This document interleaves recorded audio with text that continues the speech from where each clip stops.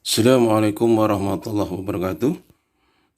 Masih berjumpa dengan channel Guru PPKN yang tetap setia menyampaikan materi-materi PPKN terutama untuk jenjang SMA maupun SMK. Pada kesempatan kali ini kita akan membahas materi kelas 11 bab 1, yaitu tentang kasus pelanggaran hak asasi manusia.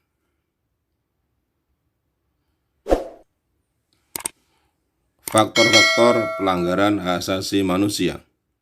Ada dua faktor, yaitu faktor internal dan faktor eksternal. Faktor internal meliputi sikap egois atau terlalu mementingkan diri sendiri. 2. Rendahnya kesadaran hak asasi manusia. 3. Sikap tidak toleran. Faktor eksternal meliputi 1. Penyalahgunaan kekuasaan. 2. Ketidaktegasan aparat penegak hukum. 3. Penyalahgunaan teknologi. 4. Kesenjangan sosial dan ekonomi yang tinggi. Kasus pelanggaran hak asasi manusia di Indonesia. Di antaranya 1. Kerusuhan Tanjung Priok tanggal 12 September tahun 1984. 2. Penyerbuan kantor Partai Demokrasi Indonesia tanggal 27 Juli tahun 1996. 3. Penembakan mahasiswa Universitas Trisakti tanggal 12 Mei tahun 1998. 4. Tragedi Semanggi I pada tanggal 13 November tahun 1998. Kemudian terjadi lagi tragedi Semanggi II pada tanggal 24 September tahun 1999. Berikutnya, penculikan aktivis pada tahun 1997 dan 1998. Upaya penegakan hak asasi manusia. Selain mengacu pada peraturan perundang-undangan nasional, proses penegakan HAM di Indonesia juga mengacu pada ketentuan-ketentuan hukum internasional yang pada dasarnya memberikan wewenang luar biasa kepada setiap negara. Berkaitan dengan hal tersebut, Idrus Affandi dan Karim Suryadi menegaskan bahwa bangsa Indonesia dalam proses penegakan HAM sangat mempertimbangkan dua hal di bawah ini. 1. Kedudukan negara Indonesia sebagai negara yang berdaulat, baik secara hukum, sosial maupun politik, harus dipertahankan dalam keadaan apapun sesuai dengan prinsip-prinsip yang dianut dalam piagam PBB. 2. Dalam pelaksanaannya, pemerintah harus tetap mengacu pada ketentuan-ketentuan hukum internasional mengenai hak asasi manusia.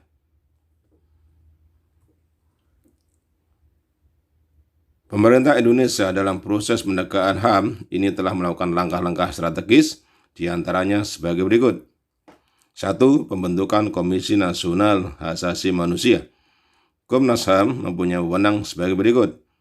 A. Melakukan perdamaian pada kedua belah pihak yang bermasalah. B. Menyelesaikan masalah secara konsultasi maupun negosiasi. C. Menyampaikan rekomendasi atas suatu kasus pelanggaran hak asasi manusia kepada pemerintah dan DPR untuk ditindaklanjuti. D. Memberi saran kepada pihak yang bermasalah untuk menyelesaikan sengketa di pengadilan. 2. Pembentukan instrumen hak asasi manusia. Pada amandemen kedua Undang-Undang Dasar Negara Republik Indonesia tahun 1945 telah ditetapkan satu bab tambahan dalam batang tubuh, yaitu bab 10A. B. Dalam sidang istimewa MPR tahun 1998 dikeluarkan ketetapan MPR mengenai hak asasi manusia, yaitu TAP MPR nomor 17 MPR tahun 1998. C. Ditetapkannya Piagam Hak Asasi Manusia Indonesia pada tahun 1998. D.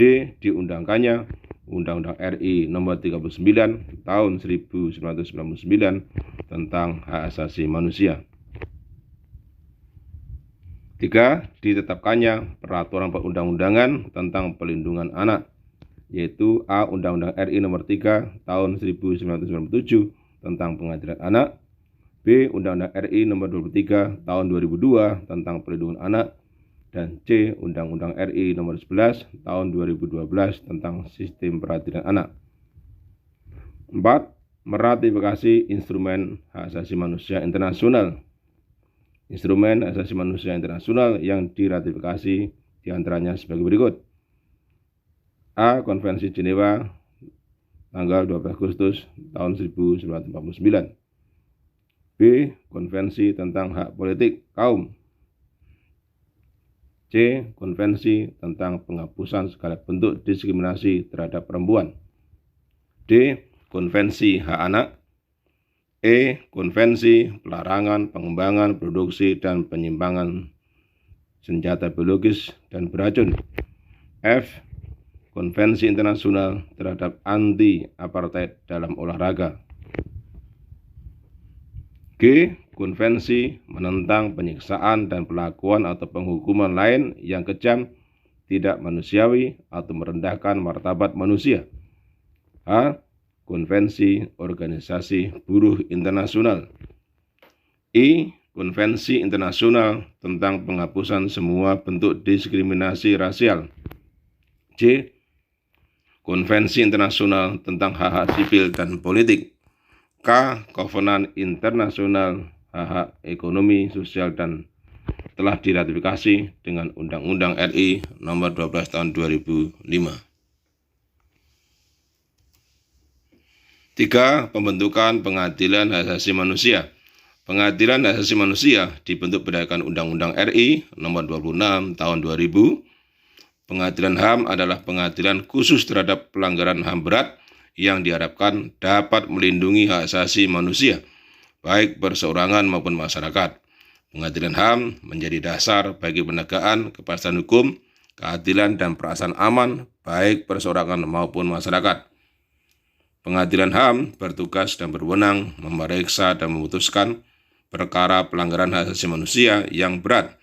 Di samping itu, berwenang memeriksa dan memutus perkara pelanggaran hak asasi manusia yang dilakukan oleh warga negara Indonesia dan terjadi di luar batas teritorial wilayah Indonesia. Upaya penanganan kasus pelanggaran hak asasi manusia. 1. Upaya pencegahan pelanggaran hak asasi manusia. A. Menegakkan supremasi hukum dan demokrasi. B. Meningkatkan kualitas pelayanan publik. C. Meningkatkan pengawasan dari masyarakat dan lembaga-lembaga politik terhadap setiap upaya penegakan HAM yang dilakukan oleh pemerintah. D. Meningkatkan penyebarluasan prinsip-prinsip HAM kepada masyarakat, baik melalui lembaga pendidikan formal maupun non-formal. E. Meningkatkan kerjasama yang harmonis antar kelompok atau golongan dalam masyarakat agar mampu saling memahami dan menghormati keyakinan dan pendapat masing-masing. 2. Membangun harmonisasi hak dan kewajiban asasi manusia. Bagaimana cara mengharmonisasikan hak dan kewajiban asasi dalam kehidupan sehari-hari?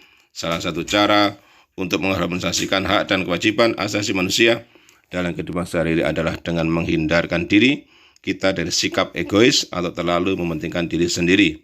Sikap egois dapat menyebabkan seseorang untuk selalu menuntut haknya, sementara kewajibannya sering diabaikan. Seseorang yang mempunyai sikap egois akan menghalalkan segala cara agar haknya dapat terpenuhi meskipun caranya dapat melanggar hak orang lain. Upaya untuk mengharmonisasikan hak dan kewajiban asasi manusia merupakan salah satu bentuk dukungan terhadap penegakan HAM yang dilakukan oleh pemerintah. Sebagai warga negara dari bangsa dan negara yang beradab, sudah sepantasnya sikap dan perilaku kita mencerminkan sosok manusia beradab yang selalu menghormati keberadaan orang lain secara kafah. Sikap tersebut dapat ditampilkan dalam perilaku di lingkungan keluarga, sekolah, masyarakat, bangsa, dan negara. Demikian materi singkat yang dapat saya sampaikan. Mudah-mudahan ada guna dan manfaatnya. Jangan lupa like, share, dan subscribe untuk video-video berikutnya. Terima kasih. Assalamualaikum warahmatullahi wabarakatuh.